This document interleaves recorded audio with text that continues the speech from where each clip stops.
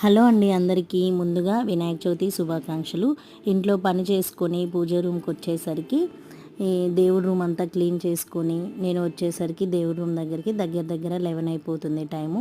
So time కూడా morning నుంచి బాగాలేదు, 11 నుంచి బాగుంది అని చెప్తున్నారు కదా, అందుకనేసి కొంచెం నిదానంగా చేసుకుందాంలే అనేసి అనుకున్నాను.